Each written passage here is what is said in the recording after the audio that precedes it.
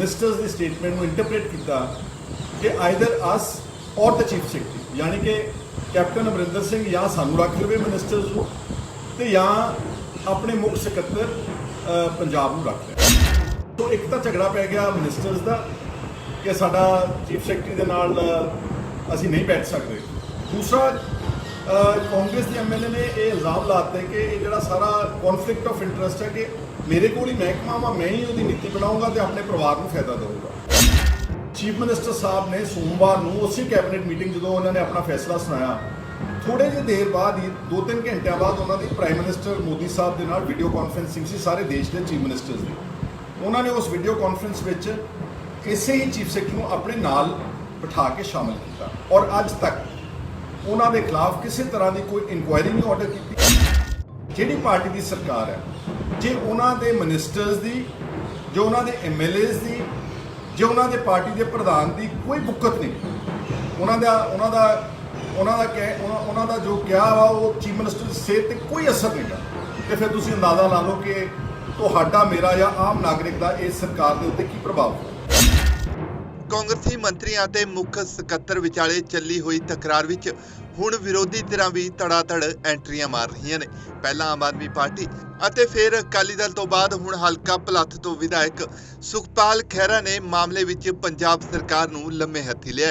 खैहरा ने जिथे राजा वड़िंगा ते होरनां मंत्रियों वालों मुख सकत्तर करण अवतार सिंह खिलाफ जांच की मंग का समर्थन किया, उत्थे ही उन्हां मुख मंत्री कैप्टन ते अपने ही मंत्रियों की गल ना सुणन दे इल्जाम भी लाए ने।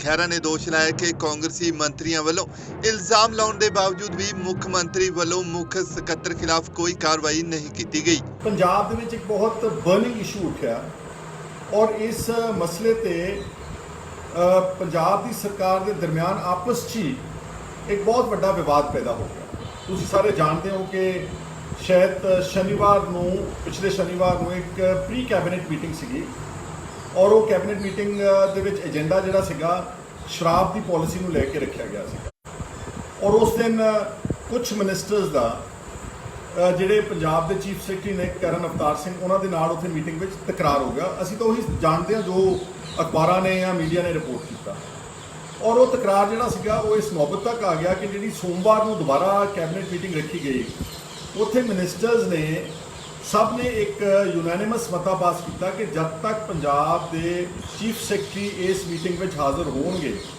असीं इस मीटिंग का हिस्सा नहीं बन सकते।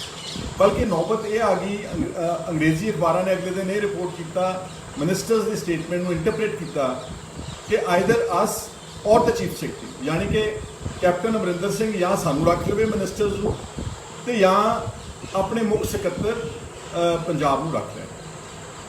इत्थे बस नहीं हुई, उस दिन तकरीबन सोमवार को ही एक कांग्रेस के MLA ने लगातार 5-6 ट्वीट्स किए और एक स्टेटमेंट जारी की कि जिहड़े ये पंजाब के चीफ सैकटरी ने एक conflict of interest which indulge कर रहे हैं क्योंकि chief secretary excise and taxation के फाइनैंशियल कमिश्नर भी ने और उन्होंने सपुत्र का नाम भी दस्या उन्होंने हरबंस सिंह। उसने एक कपूरथला जिले में बड़ी इंपॉर्टेंट पुरानी डिस्टिलरी या जगतजीत इंडस्ट्रीज हमीरा विखे उहदे विच बेनामी हिस्सा पा के दो उन्होंने शराब के ठेकेदारों का जिक्र भी किया, अरविंद सिंगला चंडीगढ़ तो और एक मिस्टर चंदन जलंधर तो इन्हों तिना ने मिल के उस डिस्टिलरी नूं लीज से ले लिया यानी कि सब लीज से ले लिया, जबकि एक्साइज और टैक्सेशन के एक्ट में कोई भी डिस्टिलरी जी है वो असल मालिक तो अगे सबलेट नहीं की जा सकती। पर एक कांग्रेस के MLA के जोड़ा बयान सीगा बड़ा महत्वपूर्ण सीगा क्योंकि चीफ सैकटरी जोड़े सीगे वो एक्साइज एंड टैक्सेशन का विभाग भी उन्होंने कोल सीगा तो जोड़े चीफ मिनिस्टर ने पंजाब के कैप्टन अमरिंदर सिंह वो नाल एक्साइज एंड टैक्सेशन मिनिस्टर ने। सो एक तो झगड़ा पै गया मिनिस्टर्स का कि साडा चीफ सैकटरी के नाल असीं नहीं बैठ सकते। दूसरा कांग्रेस के MLA ने यह इल्ज़ाम लाते कि ये जो सारा कॉन्फ्लिक्ट ऑफ इंटरस्ट है कि मेरे को ही महकमा वा मैं ही उसकी नीति बनाऊँगा तो अपने परिवार को फायदा दूँगा। उस तो अगे गल होर थोड़ी बढ़ गई जो पंजाब प्रदेश कांग्रेस कमेटी के प्रेजिडेंट सुनील जाखड़ उन्होंने भी उस MLA की ते जिहड़े मिनिस्टर से उन्होंने गल की हमायत करती कि पंजाब के चीफ मिनिस्टर को अपने जिहड़े ब्यूरोक्रेट ने टॉप के चीफ सैकटरी करण अवतार सिंह ਹਟਾ ਦੇਣਾ ਚਾਹੀਦਾ।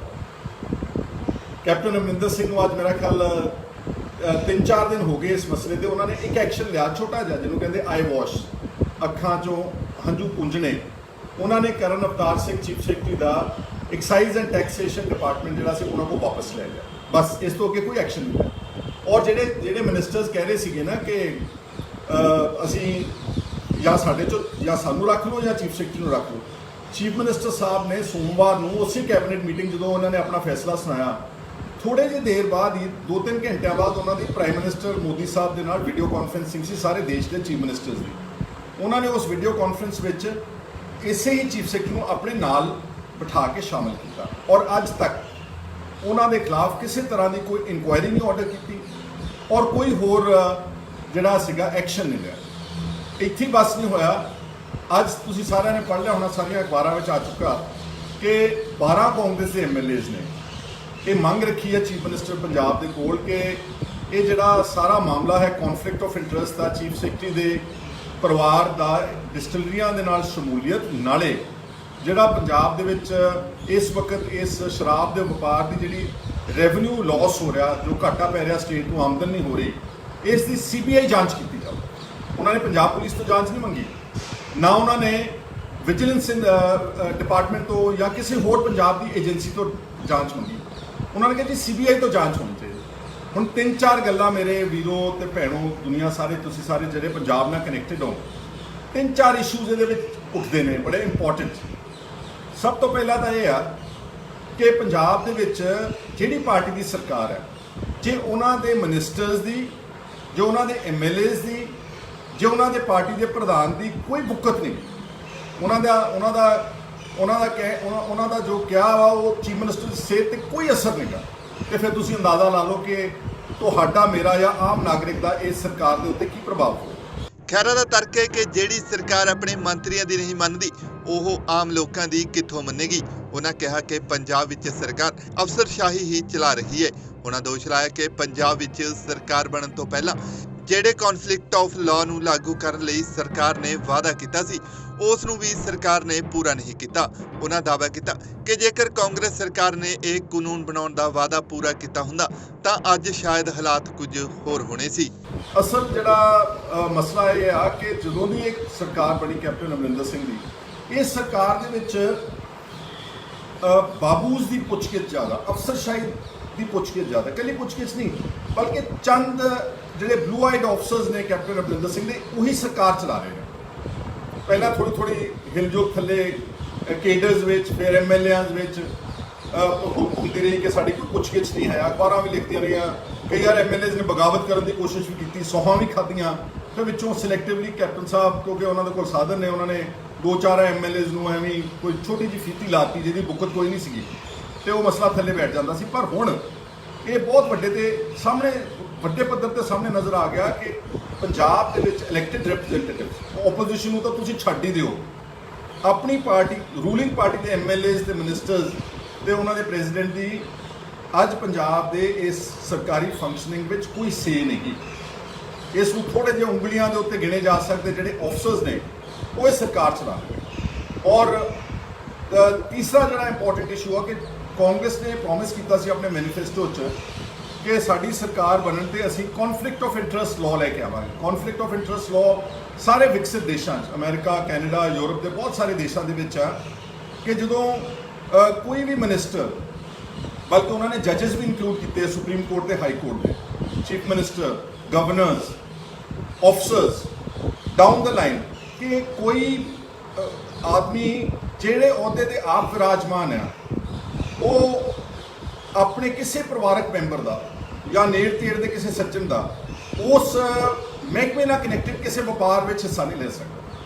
ਇਹ ਕਾਂਗਰਸ ਨੇ ਕਿਹਾ ਸੀ ਕਿ ਸਾਡੀ ਸਰਕਾਰ ਬਣਾਓ, ਅਸੀਂ ਕੌਨਫਲਿਕਟ ਆਫ ਇੰਟਰਸਟ ਲਾਅ ਲਿਆਉਣ ਨਾਲ ਕੀ ਹੁੰਦਾ ਕਿ ਤਾਕਤਵਰ ਪੋਜੀਸ਼ਨਸ ਤੇ ਬੈਠੇ ਲੋਕਾਂ ਨੂੰ ਭ੍ਰਿਸ਼ਟਾਚਾਰ ਕਰਕੇ ਨੱਥ ਪਾਈ ਜਾ ਸਕਦੀ ਹੈ। ਪਰ ਕਾਂਗਰਸ ਨੂੰ ਪਤਾ ਸੀਗਾ ਕਿ ਸਾਡੇ ਤਾਂ ਬਹੁਤ ਸਾਰੇ ਮਿਨਿਸਟਰਸ, ਜਿੱਦਾਂ ਰਾਣਾ ਗੁਰਜੀਤ ਸੀ ਸ਼ੁਰੂ 'ਚ, ਉਹ ਇਰੀਗੇਸ਼ਨ ਮਿਨਿਸਟਰ ਵੀ ਸੀਗਾ ਤੇ ਮਾਈਨਿੰਗ ਦਾ ਜਿਹੜਾ ਮਾਫੀਆ ਟਾਈਪ ਵੀ ਆਪਰੇਟ ਆਪ ਹੀ ਕਰ ਰਿਹਾ ਸੀਗਾ।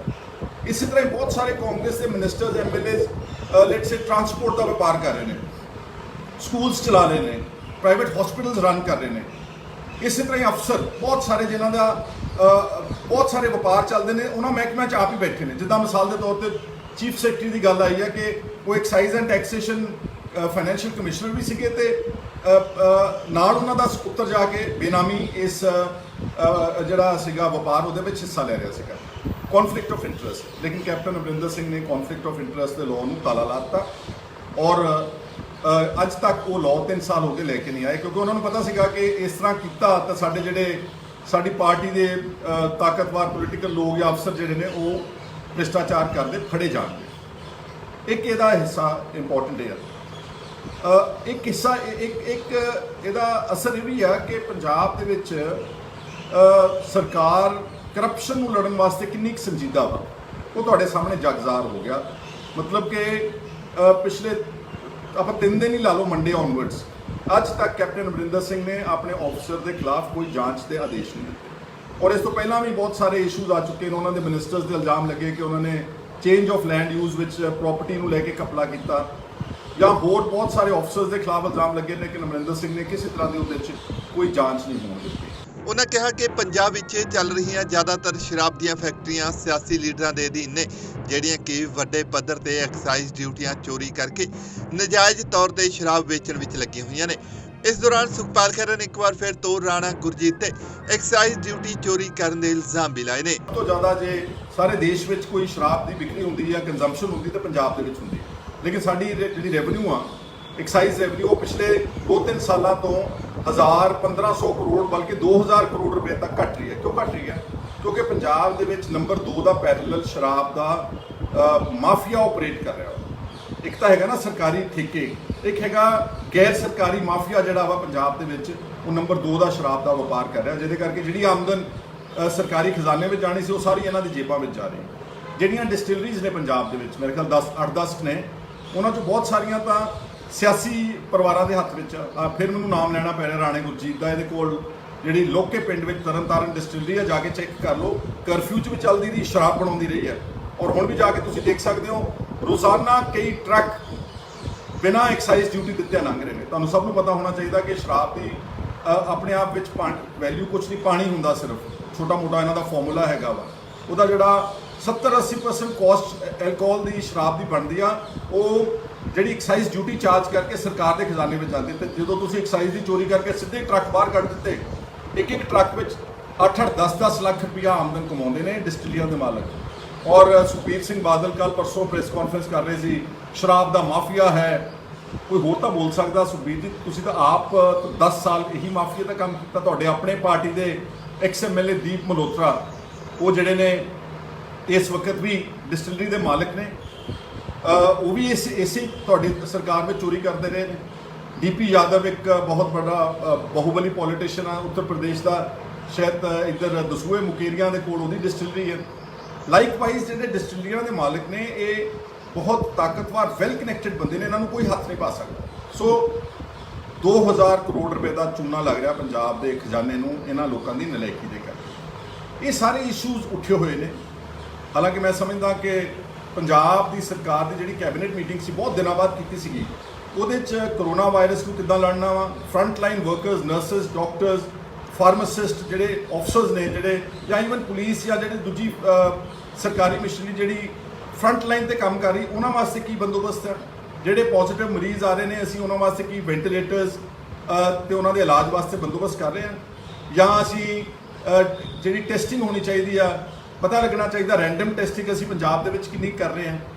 ਇਹ ਸਾਰੇ ਇਸ਼ੂਜ਼ ਕੈਬਨਿਟ ਵਿੱਚ ਡਿਸਕਸ ਹੋਣੇ ਚਾਹੀਦੇ ਸੀ, ਪਰ ਇੱਕ ਹੀ ਇਸ਼ੂ ਡਿਸਕਸ ਹੋਇਆ ਉਸ ਦਿਨ ਸ਼ਨੀਵਾਰ ਨੂੰ ਵੀ ਤੇ ਸੋਮਵਾਰ ਕੈਬਨਿਟ ਮੀਟਿੰਗ, ਸ਼ਰਾਬ ਦੀ ਪਾਲਿਸੀ, ਆਨਲਾਈਨ ਸ਼ਰਾਬ ਕਿੱਦਾਂ ਪਹੁੰਚਾਉਣੀ, ਮਤਲਬ ਘਰਾਂ ਦੇ ਵਿੱਚ ਡਿਲੀਵਰੀ ਕਿਸ ਤਰੀਕੇ ਨਾਲ ਕਰਨੀ ਆ, ਇਸੇ ਤੇ ਚਰਚਾ ਕੀਤੀ ਜਾ ਰਹੀ ਸੀਗੀ। ਔਰ ਇੱਥੇ ਹੀ ਬਸ ਨਹੀਂ, ਅੱਜ ਪੰਜਾਬ ਦੇ ਵਿੱਚ ਗਰੀਬ ਵਰਗ ਔਰ ਲੋਅਰ ਮਿਡਲ ਕਲਾਸ ਤੇ ਮਿਡਲ ਕਲਾਸ ਬੇਸਿਕ ਸਹੂਲਤਾਂ ਨੂੰ ਤਰਸ ਰਹੀ ਹੈ। ਪਿਛਲੇ 50 ਦਿਨ ਦੇ ਵਿੱਚ ਪੰਜਾਬ ਸਰਕਾਰ ਨੇ ਸਿਰਫ 500 ਰੁਪਏ ਦਾ ਰਾਸ਼ਨ ਭੇਜਿਆ ਵਾ, ਸਿਰਫ 500 ਰੁਪਏ ਦਾ ਰਾਸ਼ਨ। ਉਹਦੇ ਤੇ ਆਪਣੀ ਫੋਟੋ ਲਾਈ ਕਿ 500 'ਚ ਵੀ ਅਹਿਸਾਸ ਹੋ ਜਾਵੇ ਕਿ ਅਸੀਂ ਤੁਹਾਨੂੰ ਕੁਝ ਦੇ ਰਹੇ ਹਾਂ। ਜਿੱਦਾਂ MLA ਸਾਹਿਬ ਜਾ ਕੇ ਵਿਚਾਰੇ ਜਿਹੜੇ ਬਿਹਾਰ ਤੇ ਉੱਤਰ ਪ੍ਰਦੇਸ਼ ਤੇ ਮੱਧ ਪ੍ਰਦੇਸ਼ ਗਰੀਬ ਲੇਬਰ ਤਬਕਾ ਜਾ ਰਿਹਾ ਸੀ, ਉਹਨਾਂ ਨੂੰ ਦੱਸਦੇ ਸੀ ਕਿ ਤੁਹਾਡੀ ਟਿਕਟ ਦਾ ਕਿਰਾਇਆ ਅਸੀਂ ਦੇ ਰਹੇ ਹਾਂ। ਇਹ ਪੋਲਿਟਿਕਸ ਆ ਪੰਜਾਬ ਦੇ ਵਿੱਚ ਲੈਵਲ ਇਸ ਵਕਤ ਜੋ ਚੱਲ ਰਿਹਾ ਵਾ। ਦੱਸ ਦਈਏ ਕਿ ਬੀਤੇ ਦਿਨੀ ਖਜ਼ਾਨਾ ਮੰਤਰੀ ਮਨਪ੍ਰੀਤ ਸਿੰਘ ਬਾਦਲ, ਕੈਬਨਿਟ ਮੰਤਰੀ ਚਰਨਜੀਤ ਸਿੰਘ ਚੰਨੀ ਅਤੇ ਜੇਲ੍ਹ ਮੰਤਰੀ ਸੁਖਜਿੰਦਰ ਰੰਧਾਵਾ ਨੇ ਮੁੱਖ ਸਕੱਤਰ ਕਰਨ ਅਵਤਾਰ ਸਿੰਘ ਤੇ ਉਹਨਾਂ ਨਾਲ ਐਕਸਾਈਜ਼ ਪਾਲਿਸੀ ਨੂੰ ਲੈ ਕੇ ਬਹਿਸ ਕਰਨ ਦੇ ਇਲਜ਼ਾਮ ਲਾਏ ਸੀ, ਜਿਸ ਤੋਂ ਬਾਅਦ ਮੰਤਰੀਆਂ ਸਣੇ ਵਿਧਾਇਕਾਂ ਨੇ ਮੁੱਖ ਸਕੱਤਰ ਨੂੰ ਅਹੁਦੇ ਤੋਂ ਲਾਉਣ ਦੀ ਮੰਗ ਵੀ ਕੀਤੀ ਸੀ। ਪਰ ਇਸ ਦੇ ਬਾਵਜੂਦ ਵੀ ਸਰਕਾਰ ਵੱਲੋਂ ਉਹਨਾਂ ਕੋਲੋਂ ਸਿਰਫ ਟੈਕਸੇਸ਼ਨ ਵਿਭਾਗ ਨੂੰ ਵਾਪਸ ਲੈ ਕੇ ਕੰਮ ਰਫਾ-ਦਫਾ ਕਰ ਦਿੱਤਾ ਗਿਆ, ਜਿਸ ਤੋਂ ਬਾਅਦ ਹੁਣ ਕਾਂਗਰਸੀ ਮੰਤਰੀ ਇੱਕ ਵਾਰ ਫੇਰ ਤੋਂ ਮੁੱਖ ਮੰਤਰੀ ਨਾਲ ਨਾਰਾਜ਼ ਚੱਲ ਰਹੇ ਨੇ। ਬਿਊਰੋ ਰਿਪੋਰਟ, ਪੰਜਾਬੀ ਲੋਕ ਚੈਨਲ।